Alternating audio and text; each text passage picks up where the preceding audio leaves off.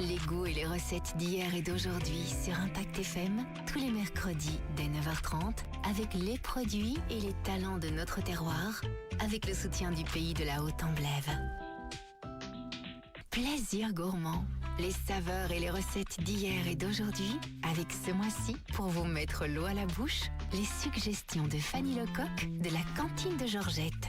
Voilà bien, on se retrouve en direct quelques petits instants dans Plaisir Gourmand, ce rendez-vous exceptionnel dédié aux saveurs chaque semaine à la même heure, aux recettes d'hier et d'aujourd'hui qui font saliver nos papilles pour notre région.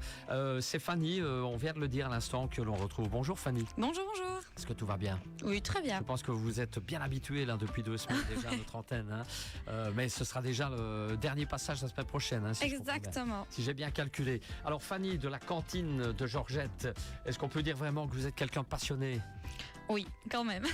Quand même un peu.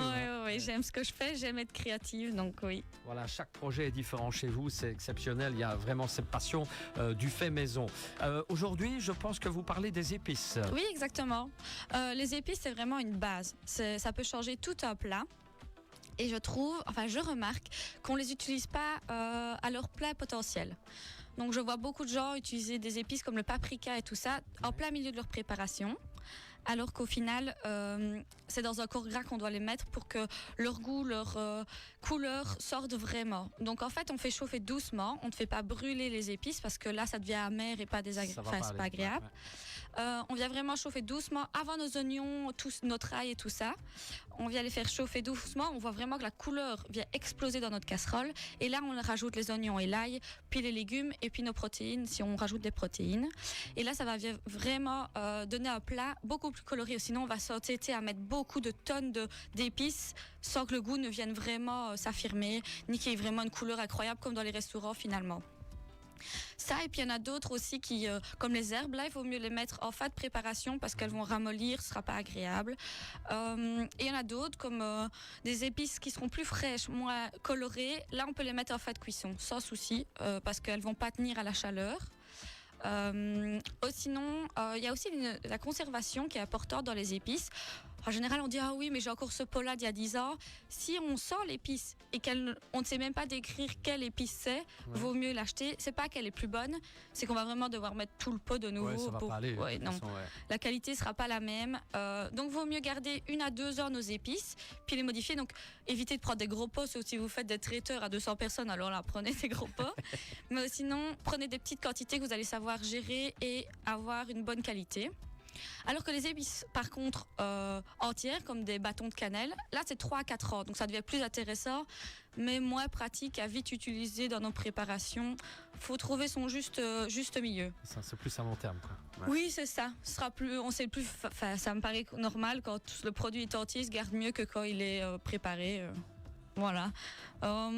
Sinon, qu'est-ce qu'on pourrait dire d'autre? Je pense que c'est vraiment nos épices, on les garde en fonction de ce qu'on aime. Moi, j'ai toujours du paprika chez moi, j'ai toujours du curry, du sel et du poivre, ça me paraît normal.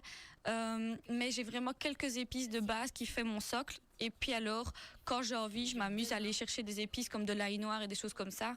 Mais ce sera plus vite quand je sais que j'ai une préparation à faire. Voilà, il y a vraiment des épices de base. Oui. Donc paprika, il y en a. Quelles sont les autres épices de base? Je dirais paprika, curcuma, curry.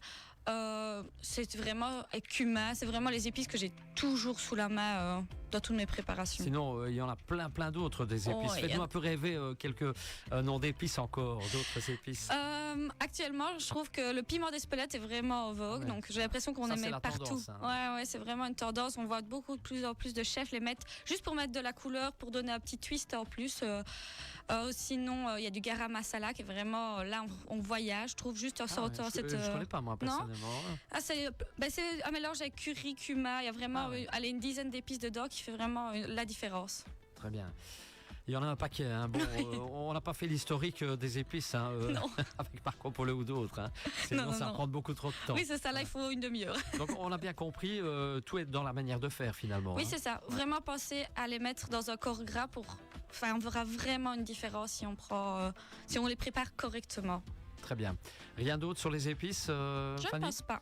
Donc on vous retrouve évidemment la cantine de Georgette sur Impact FM la semaine prochaine encore, en rediffusion sur notre page Facebook Impact News, et puis sur les réseaux sociaux évidemment. Hein. Totalement. Vous devenez une star. Hein. Oh, peut-être pas, mais Vous rayonnez. c'est déjà pas mal. C'est déjà pas mal. Allez, un grand merci. Et on se retrouve donc même heure la semaine prochaine. Dans un petit instant, retour vers d'autres rendez-vous insolites, point météo bien sûr, et le coup de cœur du jour.